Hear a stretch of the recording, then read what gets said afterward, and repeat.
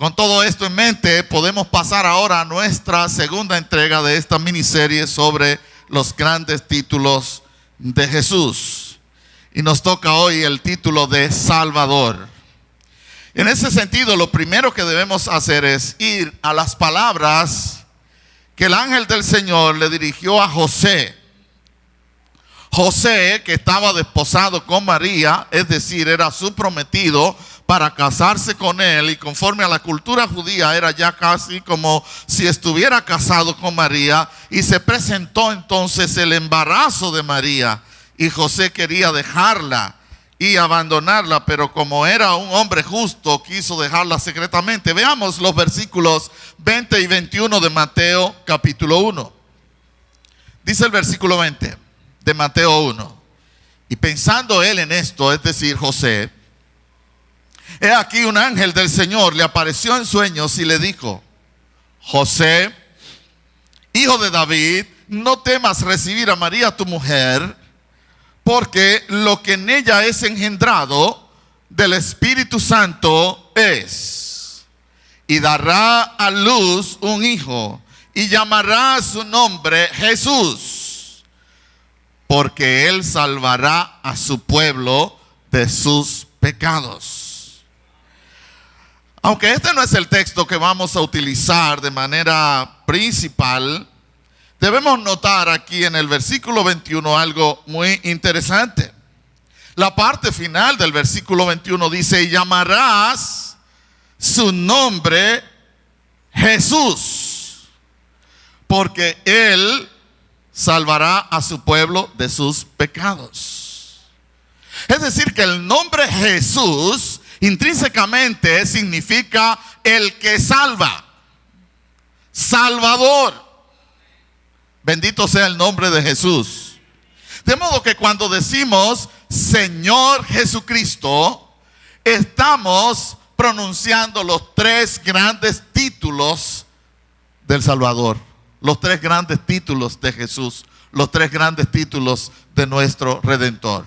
¿Por qué? Porque Jesucristo es una palabra compuesta de Jesús y Cristo, es decir, Salvador, ungido, y le añadimos Señor, ¿verdad? Nuestro Señor Jesucristo. De modo que usted, como creyente evangélico, debe saber muy bien que cuando está diciendo mi Señor Jesucristo o nuestro Señor Jesucristo, usted está utilizando los nombres más sublimes de nuestro Señor. Y debemos estar conscientes de su significado y no pronunciarlos como si nada estuviéramos diciendo. Dicho todo lo anterior, entonces, podemos entrar a nuestro tema de hoy. Jesús es el Salvador. Jesús es el Salvador. Y para ello vamos a utilizar un fragmento de la profecía del sacerdote Zacarías. Iba a decir el profeta Zacarías, pero no es el profeta Zacarías, sino Zacarías, el padre de Juan el Bautista, que era sacerdote y estaba en el turno, en el oficio sacerdotal, cuando le fue anunciado el nacimiento de Juan. Ese Juan, del cual Jesús dijo que no hay otro mayor que él de los nacidos de mujer. Y él fue el que preparó el camino del Señor, es decir, fue su precursor, fue quien lo bautizó, de donde le viene el sobrenombre o el apelativo de Bautista, Juan el Bautista. Vayamos entonces a Lucas 1, capítulo 1, repito, Lucas 1, versículo 67, es bastante largo este capítulo. Lucas 1, 67 hasta el 75, tenemos ahí parte de la profecía de Zacarías, del sacerdote Zacarías, padre de Juan el Bautista. Dice el versículo 67, y Zacarías, su padre, fue lleno del Espíritu Santo y profetizó diciendo: bendito el Señor Dios de Israel, que ha visitado y redimido a su pueblo, y nos levantó un poderoso Salvador. ¿Qué nos levantó? Un poderoso Salvador en la casa de David, su siervo. Versículo 70, como habló por boca de sus santos profetas que fueron desde el principio. Salvación de nuestros enemigos y de la mano de todos los que nos aborrecieron, para hacer misericordia con nuestros padres y acordarse de su santo pacto, del juramento que hizo Abraham nuestro padre, que nos había de conceder, que librados de nuestros enemigos sin temor les serviríamos en santidad y en justicia delante de él todos nuestros días. Lo primero que debo resaltar en estos versículos de Lucas 1, 67 al 75 es que Jesús es el Salvador poderoso. ¿Qué tipo de Salvador es Jesús? Un Salvador poderoso. Y esto es importante, hermanos. Es importante porque para que alguien pueda salvar a otro, debe ser más poderoso que ese a quien va a salvar. Nadie va a acudir a alguien más débil para que lo salve o para que lo rescate o para que lo auxilie. Obviamente, si se dirige y si se apoya en alguien para ser ayudado, tiene que ser más fuerte y más poderoso que uno mismo. Y es lo que dice Zacarías en el versículo 69. Nos levantó, ¿qué cosa? Un poderoso Salvador. De hecho, cuando Jesús fue crucificado, este fue el punto clave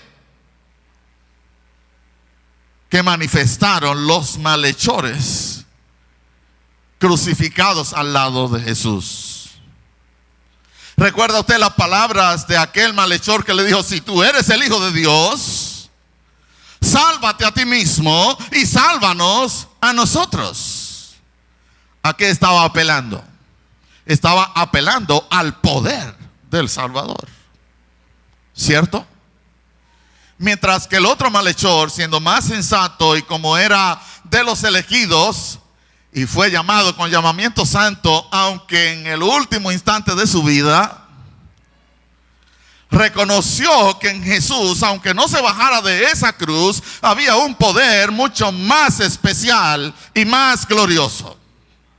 Por eso, lleno de fe y de confianza en el Señor Jesucristo, este malhechor reprendió al otro y le dijo: ¿por qué no miras que tú y yo estamos aquí crucificados por nuestros delitos, por nuestros pecados, por nuestros hechos, pero este justo nada hizo?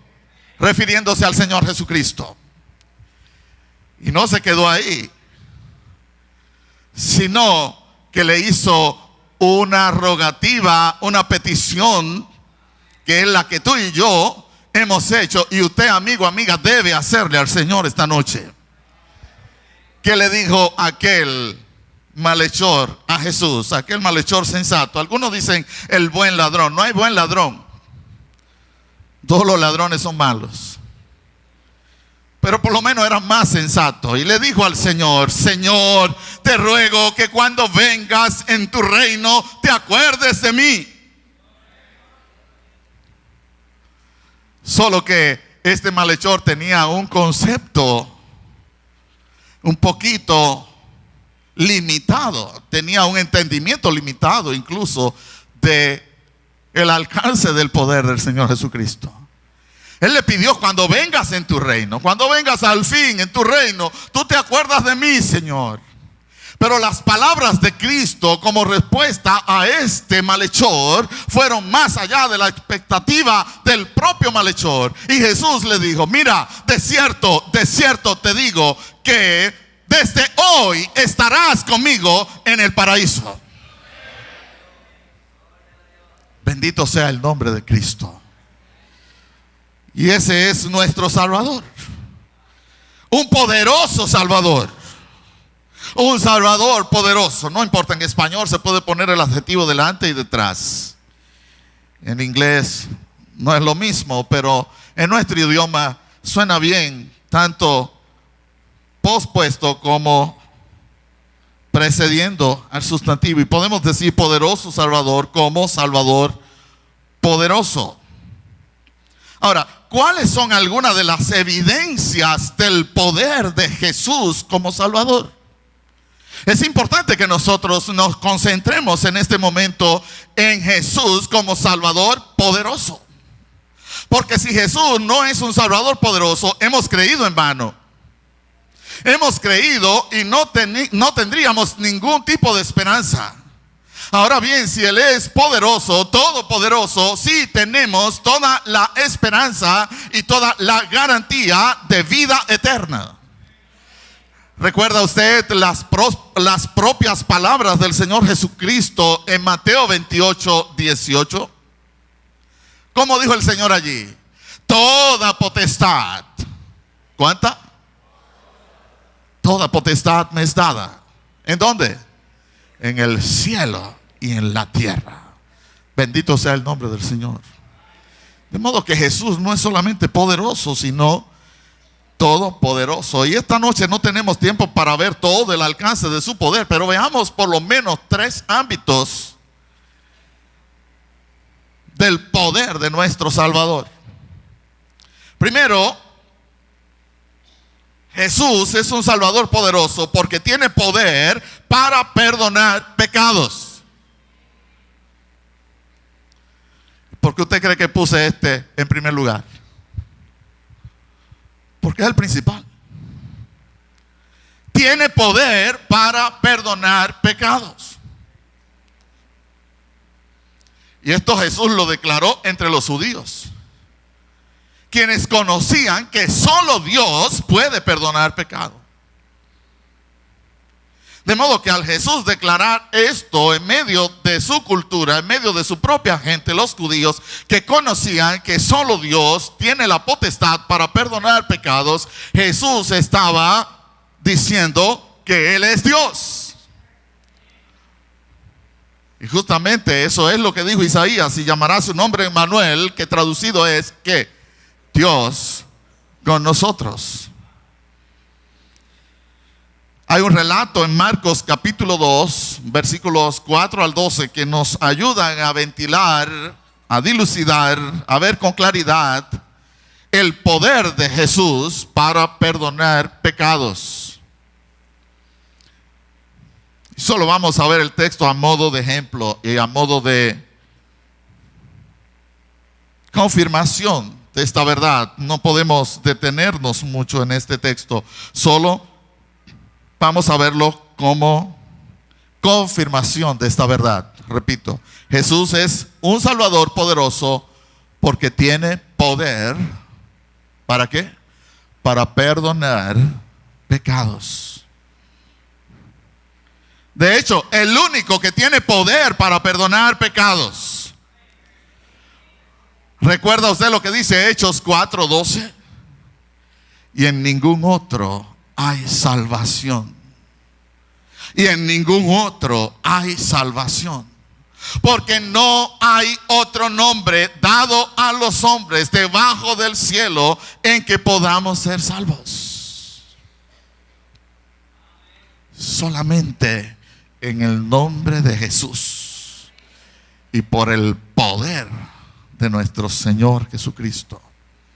Marcos 2, 4 al 12 dice: y como no podían acercarse esta gente que trajeron a este paralítico para que Jesús hiciera algo por él, dice el verso 4, y como no podían acercarse a él a causa de la multitud, descubrieron el techo de donde estaba, y haciendo una abertura, bajaron el lecho o la cama en que yacía el paralítico. Al ver Jesús la fe de ellos, dijo al paralítico: hijo, tus pecados te son perdonados. ¿Y qué era lo que venían a buscar? No era la sanidad del cuerpo de este hombre, pero Jesús se interesó primero por su alma. Se interesó primero por su condición espiritual, porque esa es la prioridad del Señor. La gente anda buscando sanidad, anda buscando prosperidad, anda buscando beneficios materiales. Pero la Biblia le llama a todas esas cosas añadiduras. ¿Recuerdan este famoso texto de Mateo donde dice: mas buscad primeramente el reino de Dios y su justicia? Primeramente.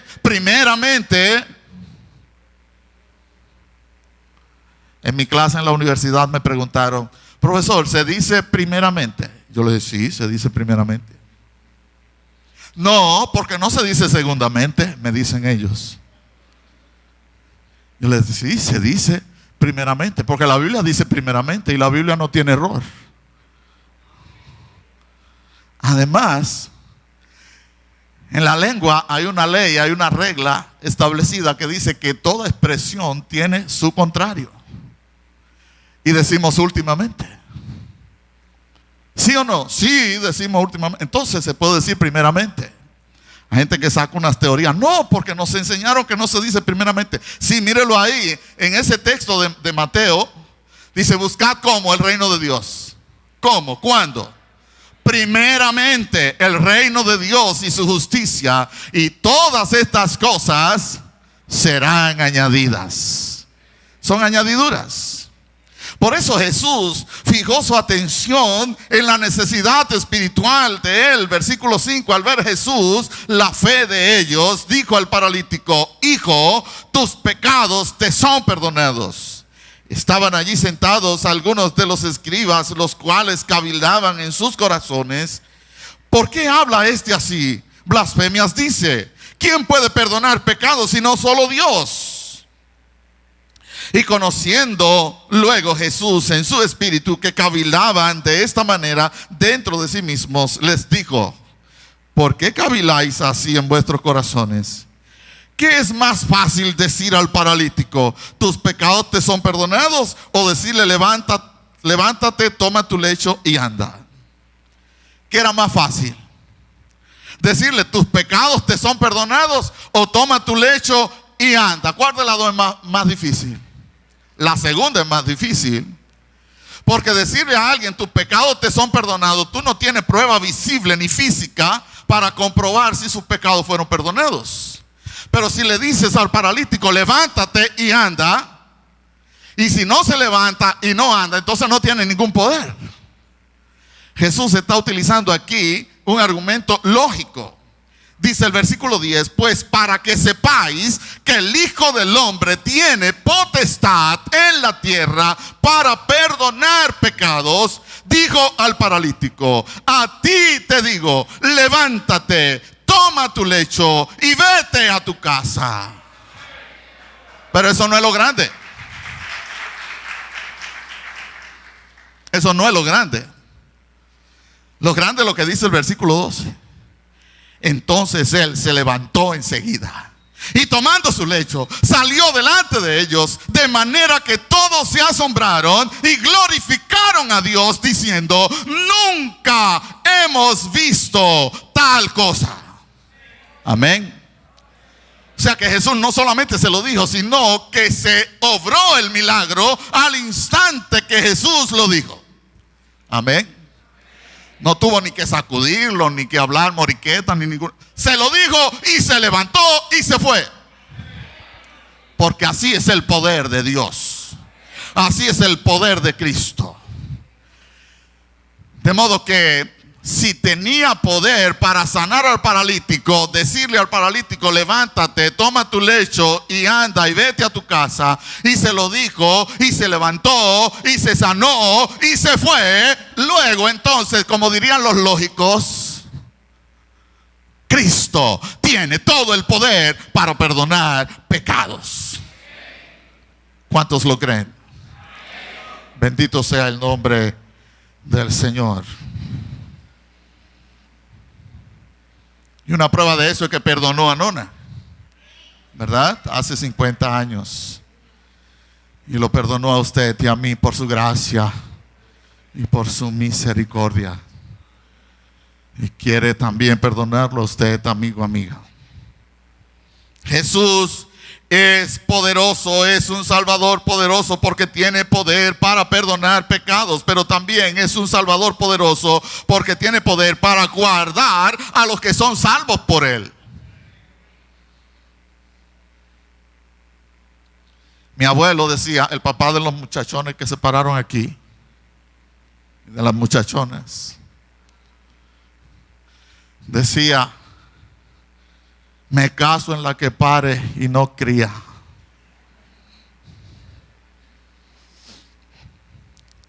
Parir y no criar es como no parir, es peor. ¿Verdad que sí? Porque la criatura corre riesgo de perderse, de morirse. Pero Jesús no solamente tiene poder para salvar, sino para guardar a los que son salvos por medio de Él. De modo que tu salvación no depende de ti, no depende del esfuerzo que tú haces, depende del poder de Dios para guardarte en salvación. Y tú dirás, entonces no tengo que hacer ningún esfuerzo, pastor. Sí tienes que hacer un esfuerzo, pero no para salvarte, sino para vivir en santidad y en proceso continuo de santificación.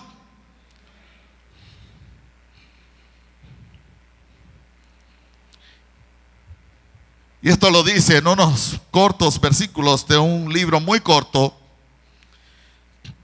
libro de Judas. Obviamente no el Iscariote, porque ese no escribió libro en la Biblia. Judas, el apóstol. Su único capítulo, versículos 24 y 25. Me encantan esos versículos.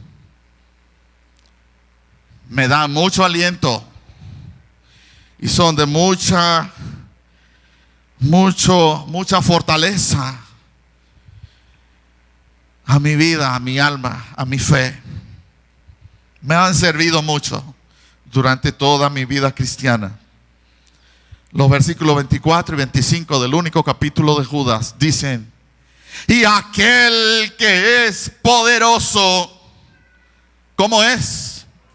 Poderoso para guardaros sin caída y presentaros sin mancha delante de su gloria con gran alegría al único y sabio Dios, nuestro Salvador, sea gloria y majestad, imperio y potencia, ahora y por todos los siglos. Amén.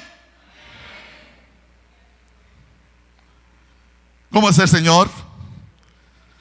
Poderoso para guardarnos sin caída.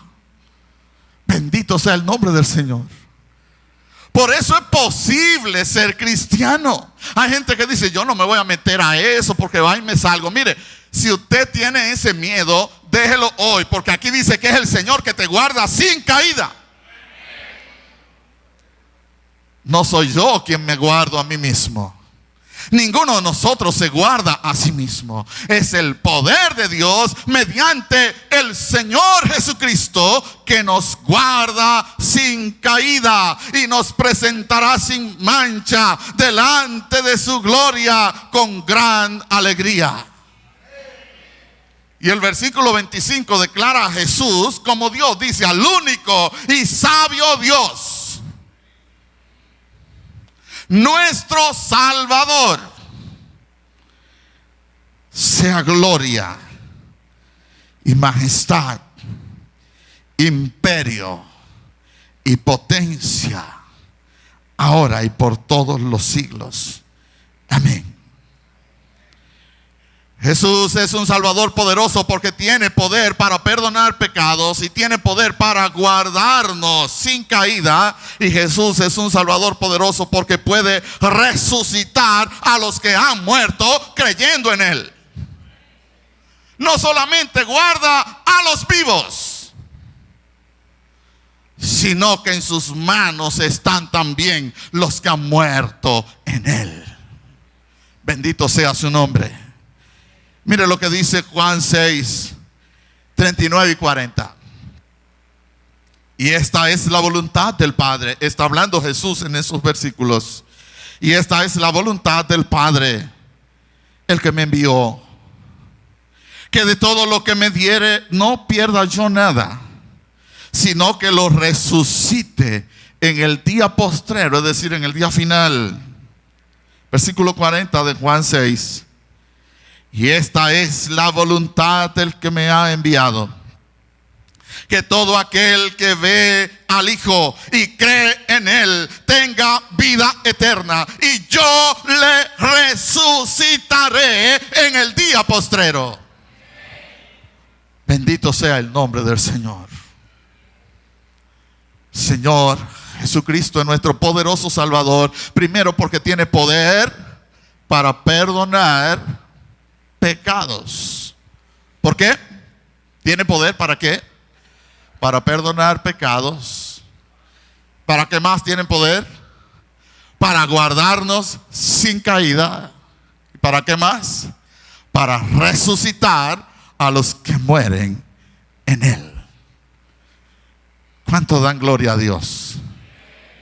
Pudiéramos cerrar el sermón aquí, pero no podemos, porque entonces me queda mucho material para el último domingo de diciembre.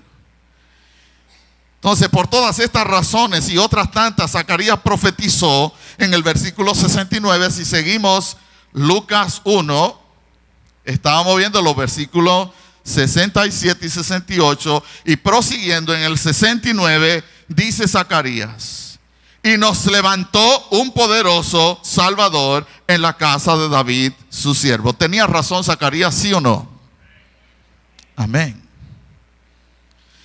Pero resulta que nuestro Señor Jesucristo no solamente es nuestro poderoso Salvador, sino que al proseguir el relato de Zacarías, o la profecía de Zacarías, observamos que de acuerdo al versículo 70, Jesús es el Salvador prometido.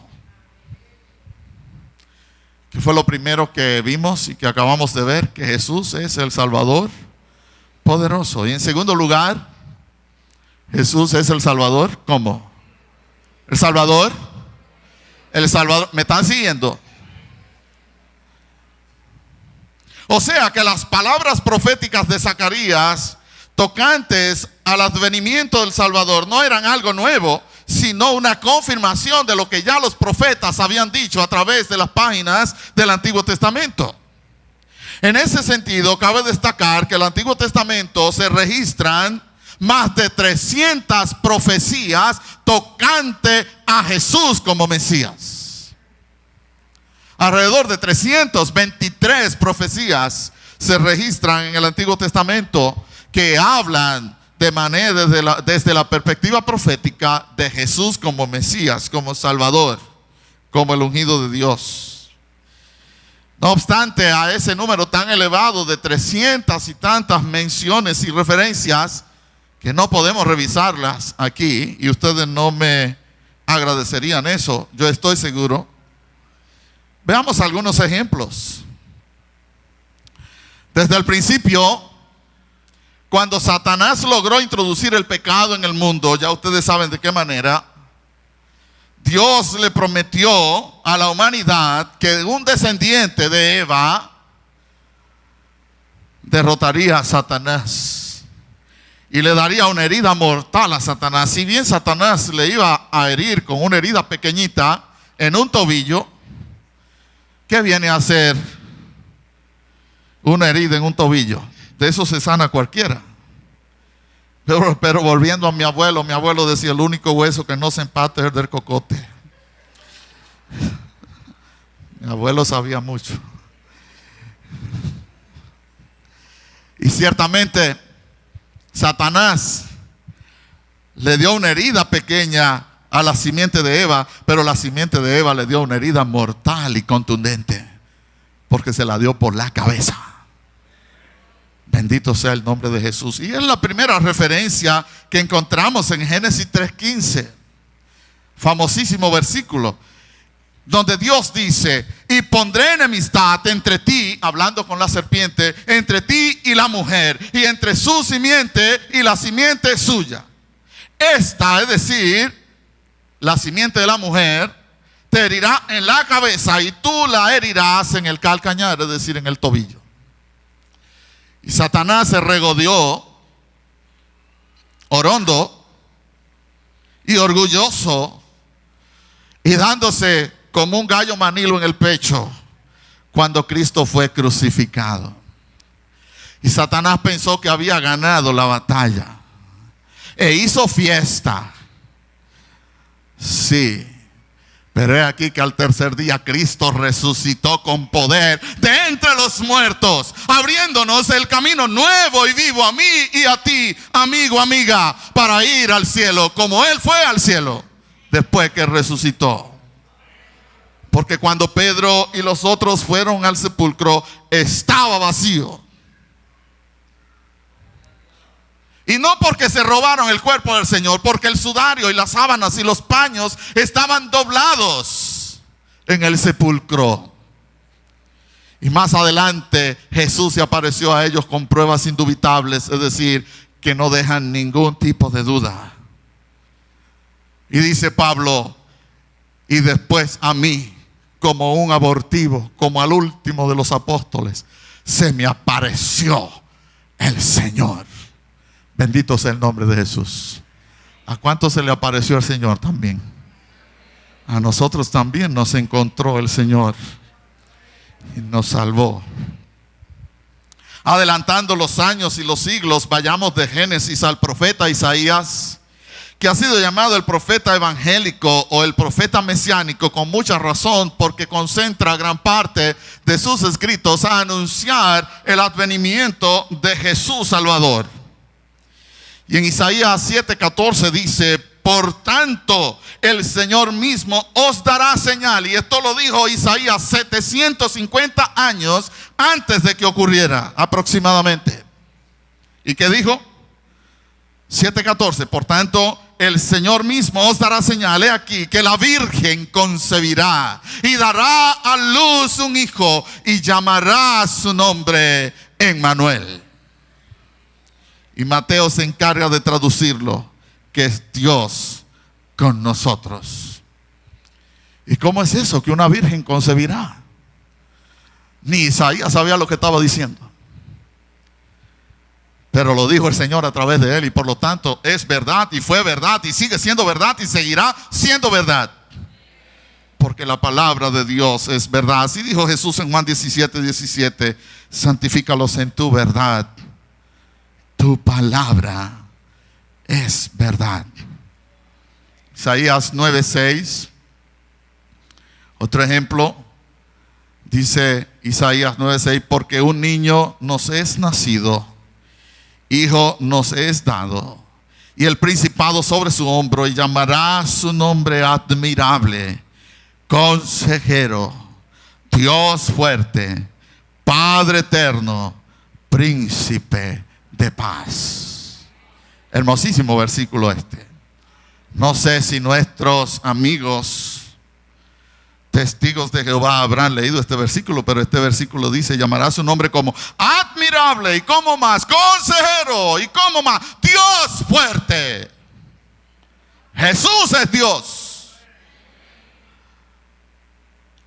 Y la descripción que sigue no puede ser más contundente. Padre eterno. Por eso en Juan 10:30, cuando dice Jesús, el Padre y yo uno somos. ¿Cuánto alaban al Señor? Dios fuerte, Padre eterno, príncipe de paz. De esa manera, al seguir el hilo profético a través de todas las páginas del Antiguo Testamento, encontramos al Salvador prometido. A cada paso, cada vez que leemos una porción, nos encontramos con esa verdad, el Salvador prometido, el Salvador prometido, el Salvador prometido. De modo que el advenimiento de nuestro Salvador no fue un plan B.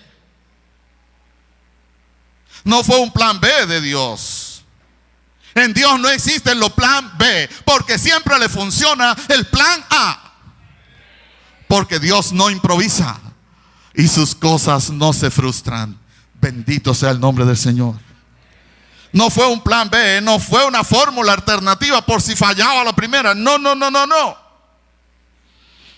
Sino que la persona y la obra de Jesús en el mundo no es más que la culminación del plan salvífico y redentor del Dios eterno de los cielos, del Padre. Es decir, es el cumplimiento de las profecías, es la manifestación del Salvador prometido, como acertadísimamente lo declaró Zacarías en Lucas 1:70. Como dijo, como habló por boca de sus santos profetas que fueron desde el principio.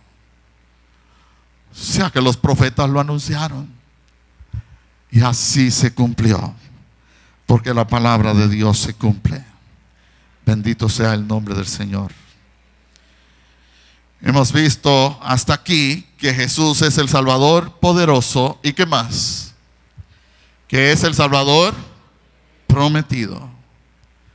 En tercer y último lugar, Jesús es el Salvador del pacto.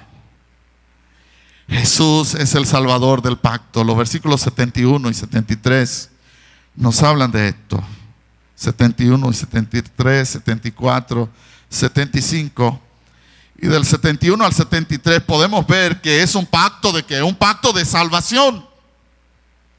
¿Un pacto de qué? De salvación. De hecho, el versículo 71, ¿con qué palabra comienza? ¿Con qué palabra comienza el versículo 71? Salvación.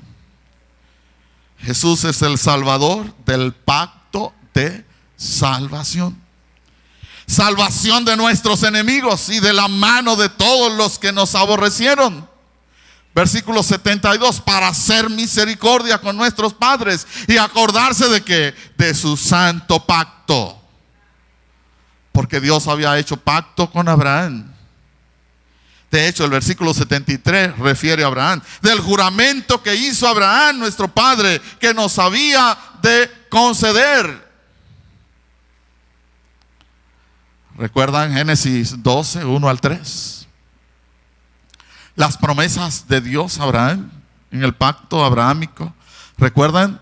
Haré de ti una nación grande. Y serás bendición. Bendeciré a los que te bendigan y a los que te maldigan, maldeciré. Y la última parte de esas palabras de Dios a Abraham son las que nos atañen a nosotros.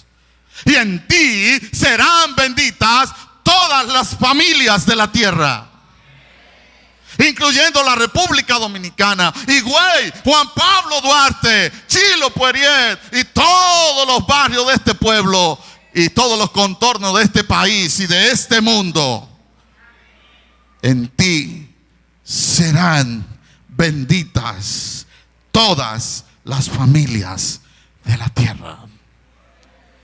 Es decir, en Cristo, descendiente de Abraham. Por tanto, es un pacto de salvación. Jesús es el Salvador de un pacto de servicio. Porque la gente solo quiere a Jesús para que lo salve y para que lo libere y para que lo ayude y para que lo bendiga. No. A quien Jesús salva, Jesús espera que le sirva. Amén. ¿Acaso no fue lo que dijo en Lucas 9? Si alguno quiere venir en pos de mí, niéguese a sí mismo, tome su cruz cada día. ¿Y qué? Y sígame. Es muy bueno tener a Dios. No, porque todo lo mismo es con Dios. Y los mexicanos van más lejos con Diosito. Sí, que se agarren de ahí. A Jesús hay que seguirlo y servirlo. Porque es un pacto no solo de salvación, sino también de servicio. Versículo 74. Que librados de nuestros enemigos, dice Zacarías, sin temor les serviríamos. O sea, ¿para qué te salva el Señor? Para que le sirvas. De modo que nadie puede decir que es salvo si no le sirve al Señor. La evidencia de tu salvación es tu servicio comprometido y evidente al Señor. Porque este pacto no es solo un pacto de salvación, sino también un pacto de servicio.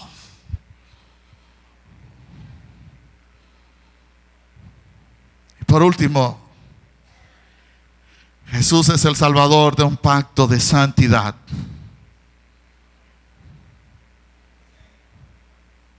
¿Un pacto de qué dijimos primero? Un pacto de salvación. ¿Me siguen? Un pacto de salvación. En segundo lugar, un pacto de servicio. Y en tercer lugar, un pacto de santidad. Versículo 75. En santidad y en justicia delante de Él todos nuestros días. Como anhela la hermana Nona, todos nuestros días. En santidad y en justicia delante de Él. De modo que los que hemos sido llamados y salvados, también tenemos el compromiso de servir incondicionalmente a nuestro Señor. Y tenemos el compromiso de trabajar en el proceso de santificación. La santificación, la salvación viene en el paquete de gracia del Señor, en la obra redentora de Cristo, cuando te llamó y te salvó y te selló con su Espíritu. Pero de ahí en adelante hay un camino largo por recorrer. Es el camino de la santificación. La santificación es larga y progresiva, dura toda la vida. Todos los días necesitamos santificarnos más y santificarnos más y luchar. No luchamos para salvarnos, luchamos porque somos salvos para vivir en santidad delante de Dios. Y Él nos ha dado las herramientas y nos ha dado el poder de su Espíritu y nos ha dado su palabra y nos ha dicho: no te dejaré ni te desampararé. Y nos ha dicho: estaré contigo todos los días hasta el fin del mundo. De modo que no hay excusa. Tú y yo somos responsables de vivir en santificación progresiva cada día de nuestras vidas. Eso no significa que no fallemos, no significa que no pequemos, pero si pecamos, abogado tenemos para con Dios a Jesucristo el justo. De manera que no guardes pecados, confiésalos al Señor y apártate. Porque el que encubre su pecado no prosperará, pero el que lo confiesa y se aparta alcanzará misericordia. Bendito sea el nombre del Señor. Ese es nuestro Salvador. Ese es el segundo título grande de Cristo. El primero, Cristo, el ungido. El segundo, Salvador. Y el 29 de diciembre, Dios mediante, veremos el tercer gran título: Señor. Señor.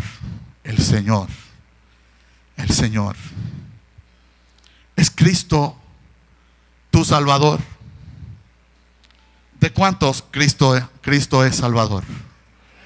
¿Pueden levantar sus manos aquellos que tienen a Cristo como Salvador? Que el Señor les bendiga y les guarde.